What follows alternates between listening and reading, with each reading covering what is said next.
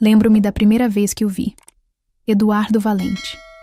Ele entrou na sala principal como se tivesse acabado de receber o mundo numa bandeja de prata.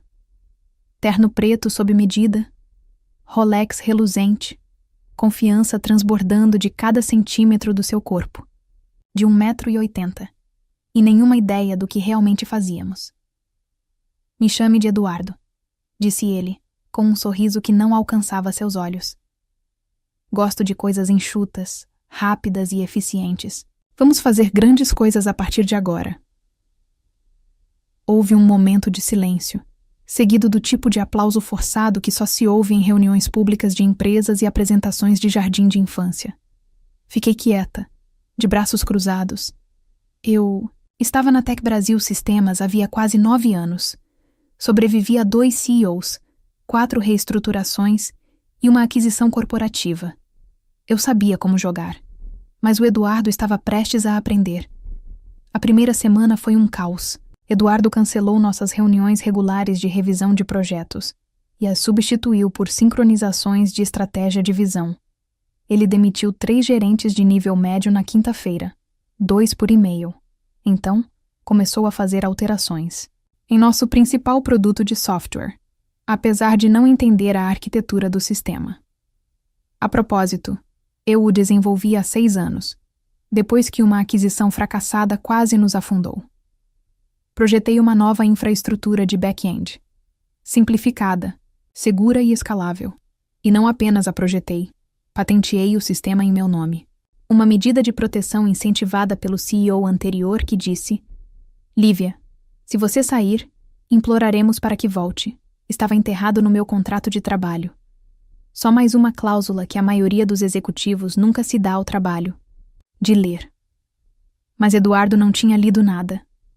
Na segunda semana, ele começou a me chamar de líder técnica em vez do meu cargo real, diretora de arquitetura de sistemas. Um pequeno insulto, mas revelador.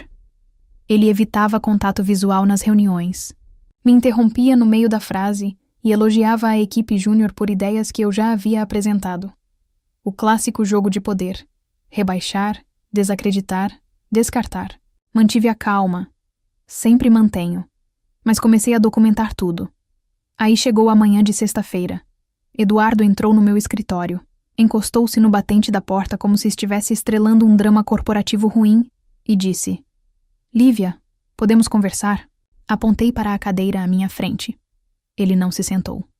Vou ser direto, disse ele, no tom que os homens usam quando acham que a honestidade é um favor. Você está aqui há muito tempo. Talvez tempo demais. As coisas estão mudando. E precisamos de pessoas que se movam em um ritmo diferente. Levantei uma sobrancelha. Quer dizer, vou te demitir imediatamente. Decidimos que sua posição é redundante. Você receberá uma indenização. É claro que o RH tem a papelada. Foi tão ensaiado, tão presunçoso que quase ri. Em vez disso, recostei-me na cadeira e olhei para ele. Olhei de verdade. Ele não fazia ideia. Não fazia ideia do que eu possuía. Não fazia ideia do que significava aquela única linha no meu contrato. Não fazia ideia de que sem mim, sem o meu consentimento explícito por escrito, a empresa não poderia legalmente continuar usando o sistema que comandava 82% das suas operações. Mas eu não disse nada disso. Apenas sorri. Um sorriso calmo, educado e deliberado. Entendido, eu disse, levantando-me para apertar sua mão. Ele não a apertou. Apenas assentiu e se virou, como se já tivesse terminado comigo. Ao sair, lançou um último comentário, por cima do ombro. Não vou gastar um centavo com uma funcionária incompetente que atingiu o auge há 5 anos. Meu sorriso não vacilou. Boa sorte, Eduardo. Ele parou na porta, provavelmente confuso com a minha calma. Então, ele foi embora. Arrumei minhas coisas devagar, metodicamente. Alguns itens pessoais, uma planta que, de alguma forma, mantive viva por 5 anos, um pendrive sem nada além de fotos da última equipe fora do local. Enquanto eu caminhava pelo escritório aberto, algumas cabeças se viraram. Algumas pessoas desviaram o olhar, envergonhadas. Outras me deram pequenos acenos de condolência. Ninguém disse nada. É assim que o medo se espalha em lugares como este, silenciosamente. Quando cheguei ao meu carro, minhas mãos tremiam. Não de tristeza, mas de adrenalina. Eu não estava com raiva. Ainda não. Eu estava curiosa. Quanto tempo levaria para eles perceberem o que tinham feito? Eu sabia a resposta. Segunda-feira. O fim de semana passou como uma tempestade se formando lentamente, silenciosa, pesada e cheia de estática. Não contei a ninguém que tinha sido demitida, nem a minha irmã, que sempre dizia que eu trabalhava demais, nem a minha melhor amiga, que teria aparecido com vinho tinto e um plano de vingança de 5 pontos. E definitivamente nem ao meu ex-marido, que certa vez me chamou de intensa demais e casada com o trabalho. Eu precisava de silêncio, espaço, perspectiva. Na sexta-feira à noite, dei uma longa caminhada pela cidade, passando pelos cafés tranquilos e livrarias fechadas, deixando o ar frio da noite amortecer a dor da traição. Eu não estava de luto pelo emprego.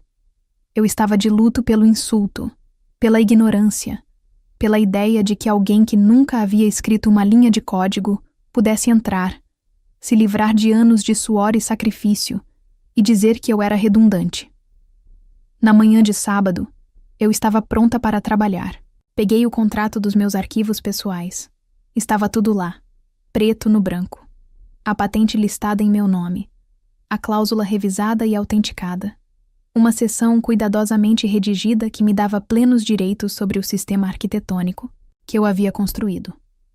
A Tec Brasil tinha um contrato de licenciamento para seu uso, que exigia minha participação explícita para renovação, atualizações ou escalonamento. E esse contrato deveria ser renovado na segunda-feira. Dei uma risadinha. Não por ser engraçado, mas porque o timing era poético. Às 15h, enviei um e-mail para o jurídico da Tec Brasil, não da minha antiga conta corporativa, que já havia sido desativada, mas do meu endereço pessoal. O assunto era simples. Aviso de expiração do uso de propriedade intelectual. Atenção imediata necessária. Mantive a conversa objetiva, calma, sem drama. Apenas um lembrete de que, de acordo com nosso contrato de licenciamento, o direito da empresa de usar o sistema expiraria à meia-noite de domingo, a menos que fosse renegociado diretamente comigo, a detentora da patente. O não cumprimento constituiria uma violação da lei de propriedade intelectual, e o uso contínuo além desse prazo acarretaria consequências legais. Assinei formalmente e profissionalmente Lívia Moreira, inventora, vice-presidente de arquitetura, de back-end da Tec Brasil 2.3, patente número US9347901B. Enviei cópia para o conselho jurídico deles, para o nosso antigo CTO e, sim, para o Eduardo. Então fechei meu laptop e fui correr. 6 quilômetros por ruas laterais enevoadas, desviando de turistas e vendedores ambulantes, sentindo a tensão se esvair do meu corpo. No domingo à tarde, meu telefone começou a tocar. 2 chamadas perdidas de um número que eu não reconheci. Uma mensagem de voz do RH. Lívia, esperamos esclarecer algo sobre o seu acordo de rescisão. Outra do jurídico. Entre em contato conosco o mais breve possível para discutir os termos do seu acordo anterior com a empresa. E, finalmente, tarde da noite, um e-mail do próprio Eduardo. Assunto: mal-entendido urgente sobre contrato. Lívia, acredito que houve um mal-entendido. Gostaria de falar com você diretamente para esclarecer as coisas e resolver a situação antes que os negócios retornem na segunda-feira. Por favor, me ligue o mais rápido possível. Eduardo. Lá estava. O pânico. Não respondi. Deixe-o se acalmar. Que eles viessem trabalhar na segunda-feira de manhã e percebessem toda a infraestrutura da empresa, o sistema de agendamento, o CRM, as integrações de API, os relatórios automatizados e os portais de acesso ao cliente, dependiam de uma licença que eles não tinham mais. Eu não queria vingança. Eu queria respeito. E se tivesse que vir na forma de e-mails de pânico e simulações legais de incêndio, que assim fosse. Quando chegou a segunda-feira, eu já estava acordada havia horas. Café pronto, celular totalmente carregado, laptop aberto. Sentei no sofá, de legging e um moletom enorme, observando o relógio marcar 8 horas, o início oficial do dia de trabalho na Tech Brasil. Às 8h07 da manhã, minha caixa de entrada explodiu. Erro no sistema. Falha na autenticação do back-end. Urgente.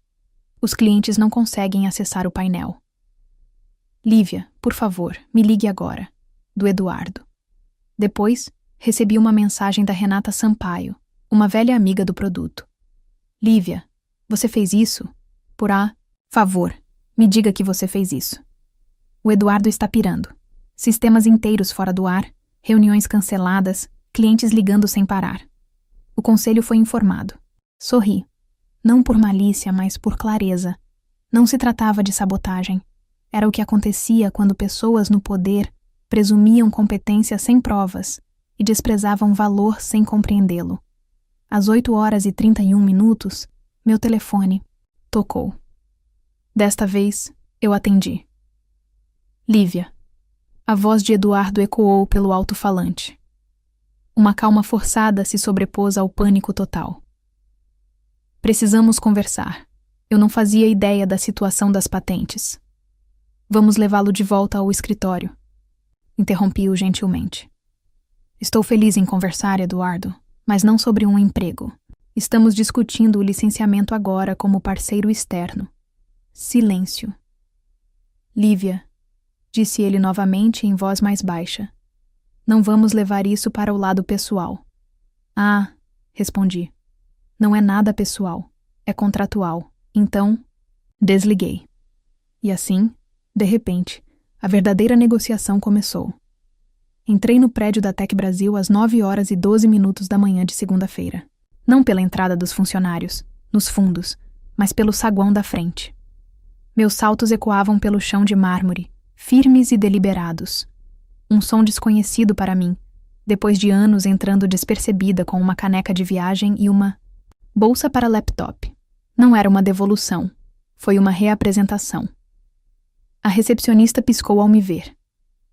Senhorita Moreira, sorri. Tenho uma reunião com o jurídico. Ela assentiu rapidamente, claramente insegura do que estava acontecendo, e pegou o telefone. Sua mão tremia levemente enquanto discava. Eu podia sentir a energia na sala mudar. A maneira como as pessoas paravam no meio da conversa. Os olhares dos funcionários fingindo não olhar. Pegue o elevador para o 7º andar, ela disse. Eles estão esperando. Assim que entrei e as portas se fecharam, vi meu reflexo no painel espelhado, confiante, inabalável. Mas por baixo da superfície meu coração pulsava, não de medo, mas de foco. Passei o fim de semana me preparando para este momento, não apenas para defender meu trabalho, mas para definir meu valor. Quando entrei na sala de conferências do jurídico da Tech Brasil, o tom era cauteloso. O conselheiro-geral da empresa se levantou para me cumprimentar, seguido por 2 membros da equipe jurídica interna e um consultor sênior que eu reconheci de uma fusão antiga. Eduardo não estava lá. Sentei-me na outra ponta da mesa. Deixe-os vir até mim. Lívia, começou o conselheiro-geral, com a voz suave, mas cortante. Agradecemos a sua presença. Queremos nos adiantar e resolver as coisas amigavelmente. Claro, respondi. Sou totalmente a favor de resoluções claras. Presumo que você tenha revisado o contrato de licenciamento. Ele assentiu. Revisamos sim. Suas alegações são válidas. A patente do sistema está registrada em seu nome e, de acordo com o contrato, o uso contínuo sem o seu consentimento constitui uma violação. E a data de renovação expirou à meia-noite, conforme indicado. Houve uma pausa. Então ele se inclinou para a frente. Gostaríamos de propor uma extensão retroativa do licenciamento por 1 ano. Mesmos termos, acesso operacional total. Sorri. Isso não vai funcionar para mim. Um murmúrio percorreu a sala. O consultor rabiscou algo em um caderno. Não estou aqui para voltar aos mesmos termos. Continuei calmamente. Estou aqui para renegociar de forma justa. Vocês estão passando por um período de inatividade, certo? Eles hesitaram. Disseram-me que isso está afetando todas as plataformas de atendimento ao cliente, relatórios internos e acesso de desenvolvedores. O conselheiro-geral finalmente assentiu. Sim. Então vamos falar de números, eu disse. Quero R$1.200.000 pelos próximos 12 meses. Trimestralmente renovável, não exclusivo, suporte completo ao sistema por mim diretamente ou por uma equipe de consultoria que eu aprovar. E um reconhecimento público da patente na documentação da empresa. Não foi um blefe. Foi um valor, alinhado ao mercado, com base no alcance e impacto do sistema. O silêncio na sala me disse que eles não esperavam que eu chegasse preparada. Não assim. Uma das associadas jurídicas pigarreou. É um aumento significativo. É reflexo de valor. Interrompi. Algo que esta empresa esqueceu de como mensurar. O conselheiro-geral recostou-se na cadeira. Precisamos levar isso ao conselho. Vou esperar. Eu disse simplesmente. Mas, só para você saber, cada hora de atraso afeta a confiança do cliente, sua reputação, a trajetória das suas ações. Eu recomendaria agir rápido. Eles não discutiram. Às 10h03, enquanto eu esperava do lado de... Fora da sala de conferências com uma garrafa d'água e meu celular no silencioso, avistei Eduardo andando de um lado para o outro no corredor, logo atrás do vidro. Ele ainda não tinha me visto. Quando finalmente me viu, sua expressão congelou. Depois, mudou. Primeiro para a confusão, depois para outra coisa. Reconhecimento.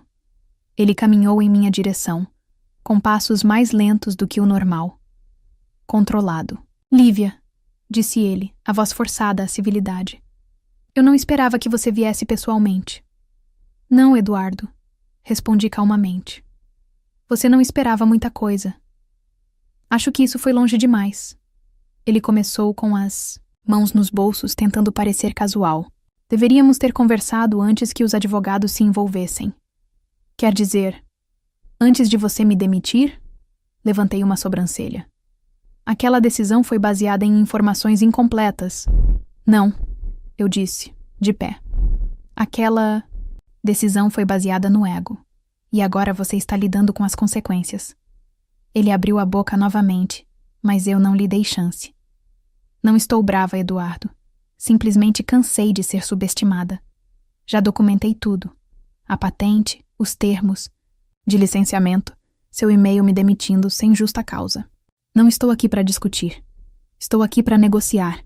Se quiser salvar este acordo, e talvez o seu emprego, deixe o jurídico fazer o trabalho deles. Seu maxilar ficou tenso. Passei por ele e voltei para a sala de reuniões. Ah, e... Eduardo, eu disse virando-me. Boa sorte. Aquela palavra de novo. Sorte. Algo de que eu nunca precisei. Ao meio-dia, a sala de conferências estava cheia novamente. Só que desta vez, a energia era diferente. Mais unida, mais intensa. O conselho não havia aderido, mas eu podia sentir a presença deles pairando por trás de cada palavra dita pela equipe jurídica. Os riscos haviam mudado. O que antes era uma falha de comunicação, agora era uma crise jurídica com consequências, operacionais e implicações para os acionistas. Não hesitei. O conselheiro-geral estava sentado bem à minha frente. Parecia menos polido do que antes. Gravata afrouxada, maxilar cerrado. Revisamos sua proposta, começou ele ponderado.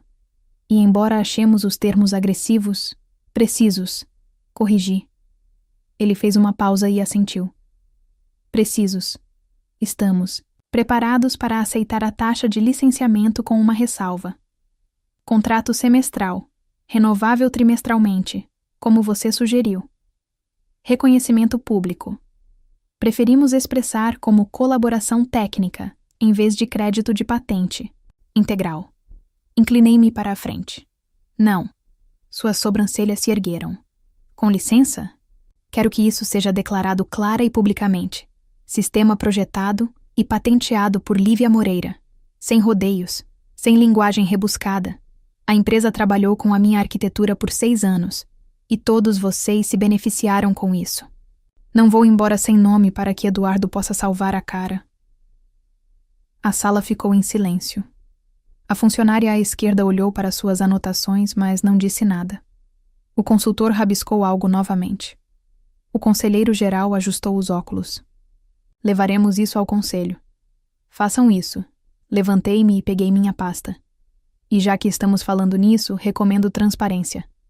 A SEC não aceita conflitos de licenciamento não reportados que afetam a funcionalidade do sistema. Isso caiu como um martelo, porque esse é o jogo que ninguém gosta de admitir em público.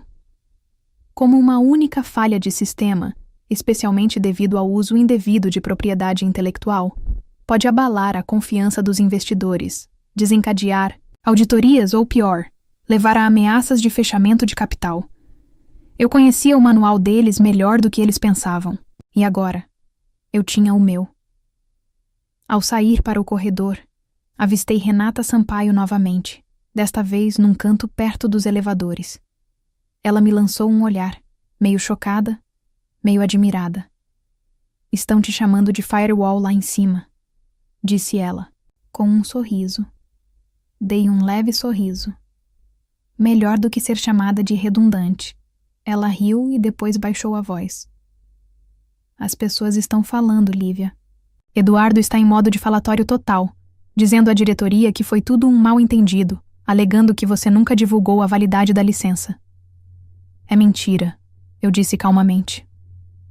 Mas deixe-o falar. A verdade não precisa de volume. Renata se aproximou. Todos viram o memorando. Vocês se tornaram legais com CC antes do prazo. Tem papel por toda parte. Os estagiários estão cochichando sobre isso como se fosse o caso Watergate. Não respondi de imediato. Minha mente já estava se movendo para a segunda onda, porque retomar o controle não era suficiente. Eu queria responsabilidade.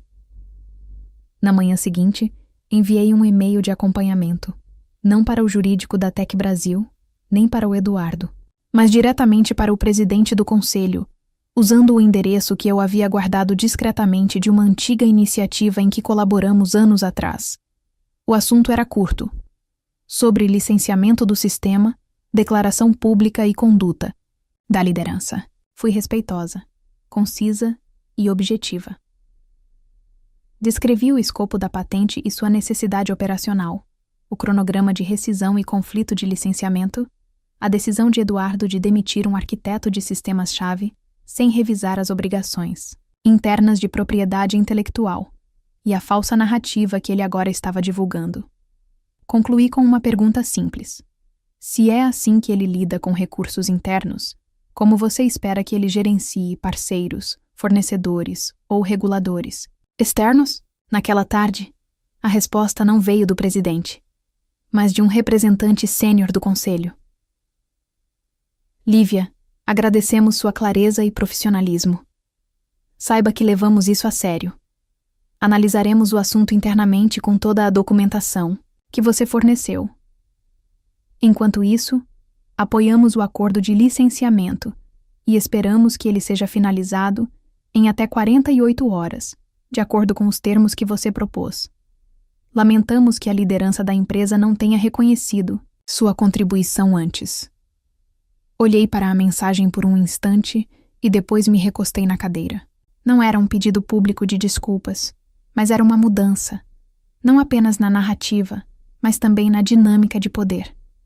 Mais tarde naquela noite, recebi outra mensagem da Renata. Lívia, o Eduardo está pirando. A reunião do conselho será amanhã cedo. O assistente dele disse que ele estava cobrando favores, tentando controlar a história. Respondi devagar. Deixa ele tentar. Eu tenho a verdade. E um rastro de papel maior que o currículo dele. O dia seguinte seria mais do que um acordo de licença. Seria um acerto de contas. O conselho se reuniu pontualmente às 9 horas da manhã de quarta-feira. Às 9h23, eu já estava conectada. Não pelo Eduardo, nem pelo jurídico, mas pelo próprio presidente do conselho. O e-mail foi breve, mas o tom foi claro. Junte-se a nós para uma sessão fechada às 11 horas. Sua opinião será valiosa para a discussão em andamento. Essa palavra de novo. Valiosa. 2 semanas atrás, eu era incompetente. Agora, eu era valiosa. A ironia teria sido engraçada se não fosse tão reveladora. Às 10h55, Entrei na sala da diretoria executiva no último andar do edifício da Tec Brasil. Uma sala onde eu só havia entrado uma vez, anos atrás, ao apresentar um roteiro de atualização do sistema para o CEO anterior. Naquela época, fiquei parada num canto, sem ser notada. Hoje, fui direto para a cadeira reservada para mim. Sem hesitar.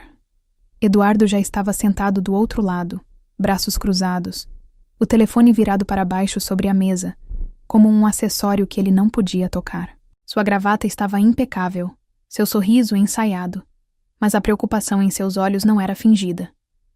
O presidente do conselho abriu a sessão com formalidades e se virou para mim. Lívia, obrigado por participar. Revisamos os termos de licenciamento e sua documentação.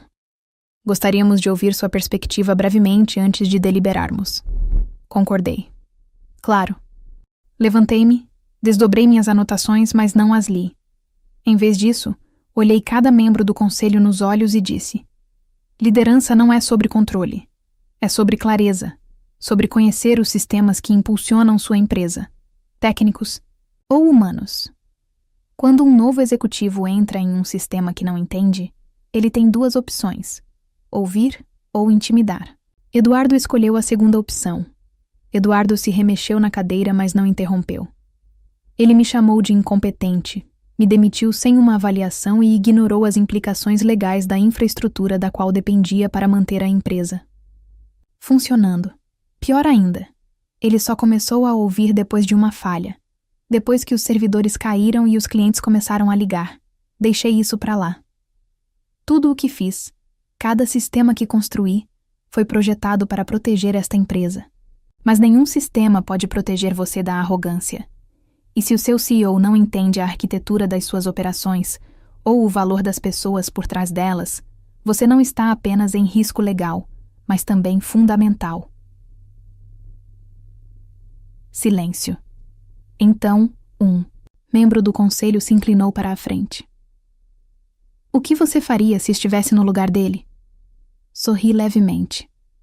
Eu não estaria no lugar dele. Estaria ao lado de alguém que entende de produto, cultura e questões jurídicas. Eu construiria um modelo de liderança que valoriza a colaboração em detrimento do controle. E eu não esperaria por um processo judicial para começar a respeitar as pessoas que mantêm este lugar de pé.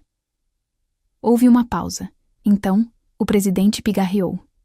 Obrigado, Lívia. Você pode esperar lá fora enquanto deliberamos. Levantei-me. Acenei para cada um deles e saí da sala. 10 minutos depois, ouvi vozes alteradas através da parede. Não as minhas, as do Eduardo. Ele estava se descontrolando, se esquivando, culpando o jurídico, o CTO, até mesmo o RH. Essa foi a sua última jogada, transferir a culpa até que ela se evapore. Mas desta vez não funcionou. Às 11h47, o presidente do conselho se retirou. Lívia, encerramos nossa sessão. Gostaríamos de falar com você novamente em particular. Seguiu de volta para dentro. Desta vez, Eduardo havia ido embora. O presidente sentou-se e cruzou as mãos sobre a mesa. Com efeito imediato, ele disse.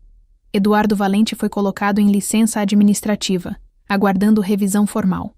Emitiremos uma declaração, revisada à equipe, esclarecendo a situação e reconhecendo publicamente sua contribuição para a infraestrutura e a recuperação da Tec Brasil.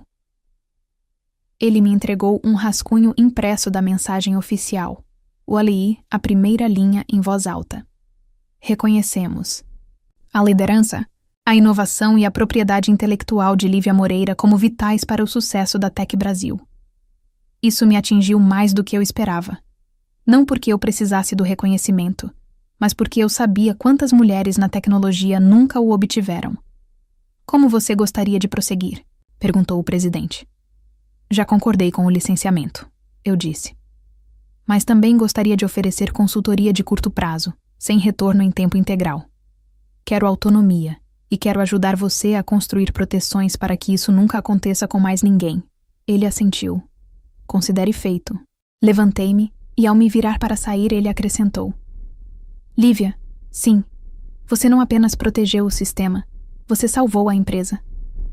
Assenti suavemente. Eu sabia.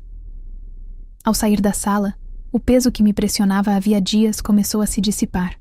Não de uma vez, mas em pedaços, como uma armadura que eu não precisava mais. No corredor, Renata Sampaio esperava. Ele se foi. Ela sussurrou. Eu sorri. Ela ficou em suspenso por um instante. E você? Olhei para o corredor, em direção às paredes de vidro do andar em que eu costumava trabalhar. Estou apenas começando. O anúncio interno foi ao ar às 2h03 da tarde de uma sexta-feira.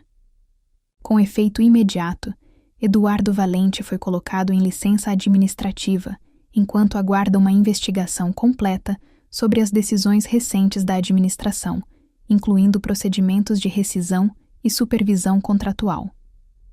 A Tec Brasil Sistemas também reconhece formalmente Lívia Moreira como a arquiteta da nossa infraestrutura principal.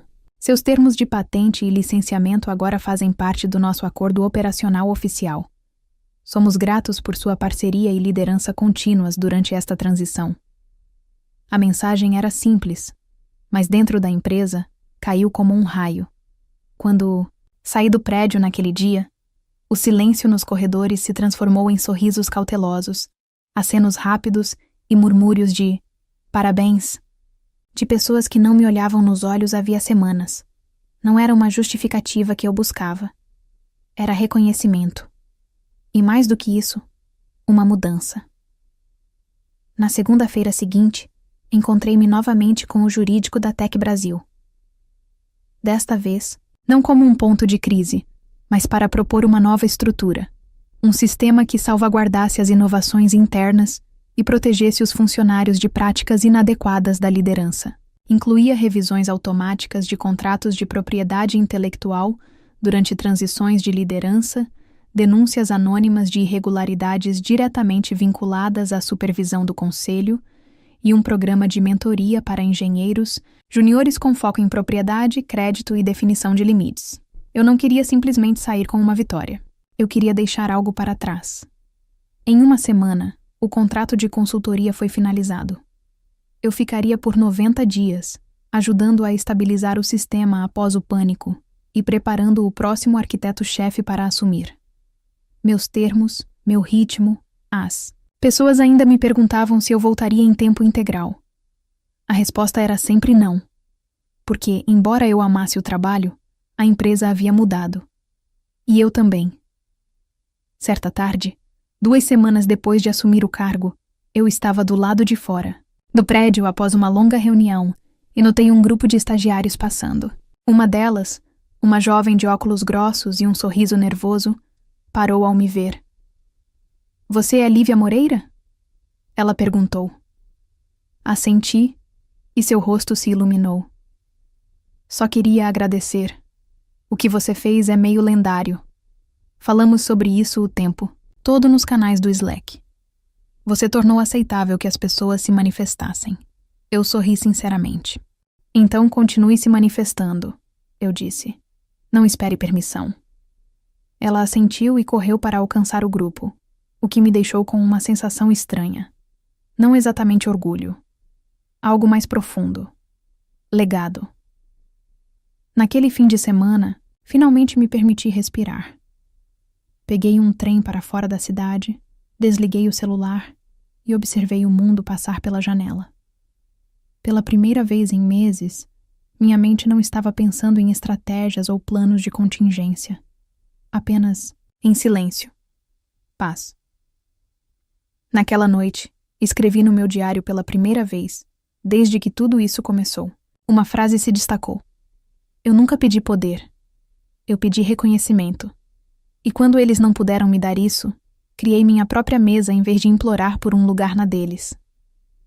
Nas semanas seguintes, as notícias começaram a vazar. A saída de Eduardo tornou-se permanente. A linguagem oficial citava diferenças irreconciliáveis de liderança.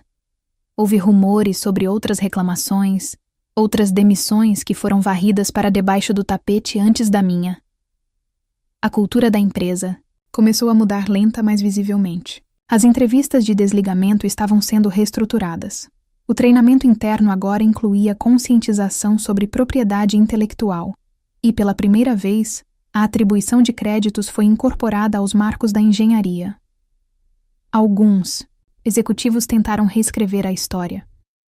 Lívia sempre fez parte da equipe, disse um deles em um painel. Sempre valorizamos sua expertise. Eu não os corrigi. Não precisava. As pessoas importantes sabiam a verdade. O código também. A arquitetura que eu construí ainda se sustentava, e meu nome finalmente estava onde merecia.